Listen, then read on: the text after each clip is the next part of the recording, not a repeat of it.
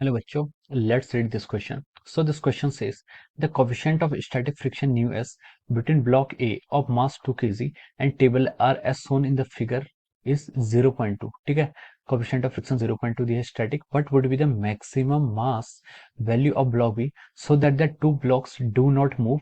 The string and the pulley are assumed to be smooth and massless. Okay, option A is 0.4 kg, option B 2 kg, option C 4 kg and option D is 0.2 kg. Okay, तो चलिए बच्चों अब हम इस question को start करते हैं. तो देखिए बच्चों, इस क्वेश्चन का आप की कॉन्सेप्ट लिख सकते हैं. The key concept of this problem is, इस क्वेश्चन में देखिए हमसे क्या पूछा गया. हमसे पूछा गया है कि what would be the maximum value of block of mass B. Okay, B block का जो आपका मैक्सिमम मास हो, कितना मास रखें कि आपका सिस्टम क्या रहे, इक्विलिब्रियम पे रहे, यानी कि मूव ना करे. ओके, तो देखिए बच्चों, इस क्वेश्चन का जो आपका की कॉन्सेप्ट हो जाएगा, इस क्वेश्चन का की कॉन्सेप्ट आप लिख सकते हैं. यहाँ पर आपको स्टैटिक फ्रिक्शन यहाँ पर आपका एक्ट हो रहा है. ठीक है, या फिर आप एनएलएम लिख सकते हैं, स्टैटिक फ्रिक्शन लिख सकते हैं, इक्विलिब्रियम लिख सकते हैं. ठीक है, लेकिन यहाँ पर हम कॉन्सेप्ट, यहाँ पर स्टैटिक फ्रिक्शन का कॉन्सेप्ट को यहाँ पर हम यूज करेंगे. ठीक है, तो देखिए स्टैटिक फ्रिक्शन होता है, static friction is a tangential force which act between the object when there is a tendency of relative motion. जब आपके रिलेटिव मोशन की टेंडेंसी होती है तब आपका स्टैटिक फ्रिक्शन एक्ट करता है.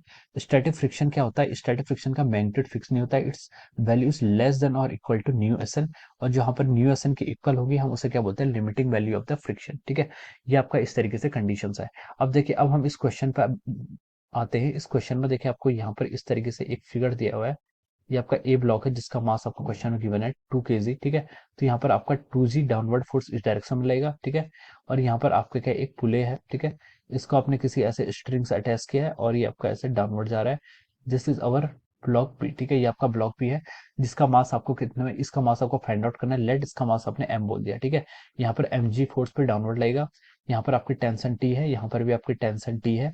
और उसने बोला कि the coefficient of static friction between the block A of mass 2 kg and the table. ठीक है, यहाँ पर आपका क्या लग रहा है, स्टैटिक फ्रिक्शन लग रहा है. ठीक है, तो देखिए स्टैटिक फ्रिक्शन आपका इस डायरेक्शन पे लगेगा. ठीक है, स्टैटिक फ्रिक्शन क्या इस डायरेक्शन में लगेगा, क्योंकि यहाँ पर टेंडेंसी जो है वो राइट साइड में मूव करने की है, तो स्टैटिक फ्रिक्शन इसके अपोजिट डायरेक्शन में लगेगा. ठीक है, अब हमसे बोला है कि हमें बतानी maximum value of capital M. ठीक है, सॉरी, मैक्सिमम मास हमें बताना है बी का, ये आपका बी है, इसका मास बताना है जिससे कि ये सिस्टम क्या हो आपका, मूव ना करे. ओके, तो देखिए चलिए अब हम इस क्वेश्चन को स्टार्ट करते हैं. ओके, देखिए स्टैटिक फ्रिक्शन आपका कितना लगता है. स्टैटिक फ्रिक्शन तो आपका सेल्फ एडजस्टिंग नेचर का होता है. ठीक है, तो देखिए हम यहाँ से बोल सकते हैं, देखिए अगर ये ऑब्जेक्ट को हमें मूव नहीं कराना है, इसका मतलब आपका हॉरिजॉन्टल डायरेक्शन में इस ब्लॉक ए को मूव नहीं करना है, इसका मतलब हॉरिजॉन्टल डायरेक्शन में आपका नेट फोर्स कितना लगना चाहिए, जीरो लगना चाहिए. नेट फोर्स जीरो लगना चाहिए. ठीक है, नेट फोर्स आपका जीरो लगना चाहिए. इसका मतलब आपका इसका मतलब हम ये बोल सकते हैं कि आपका जो हॉरिजॉन्टल डायरेक्शन में है वो हॉरिजॉन्टल डायरेक्शन के फोर्स एक दूसरे का आपको क्या करने चाहिए, कैंसिल आउट करने चाहिए, यानी कि इक्विलिब्रियम पे होनी चाहिए. तो हम लिख सकते हैं कि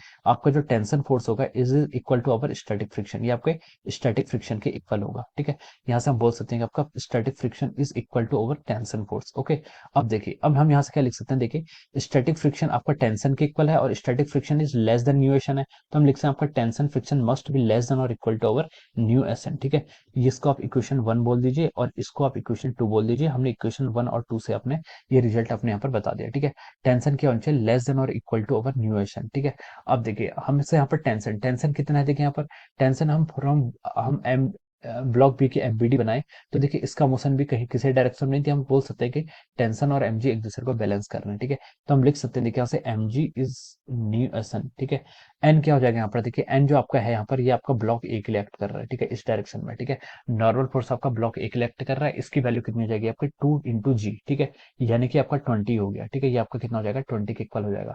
अब हमें यहाँ पर क्या देखिए, जी की वैल्यू क्वेश्चन में गिवन है कितनी, जी की वैल्यू 10 गिवन है, तो हम लिख सकते हैं mass into 10 is less than of our 20 into mu s. Okay, अब देखिए आप इसको यहाँ से ऐसे डिवाइड कर लीजिए. ओके, अब ये आपका आ गया mass must be less than और equal to our 2 times mu s. ठीक है, अब देखिए mass must be less than और equal to 2 times mu S.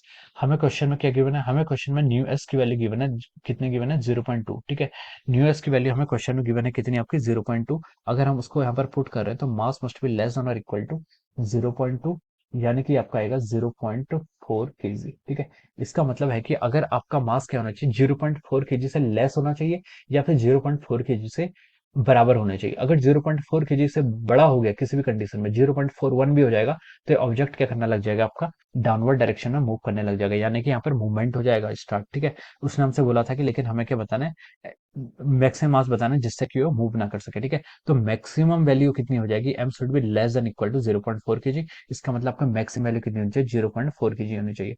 तो देखिए 0.4 kg यहाँ पर आपका क्या आ रहा है, आंसर आ रहा है।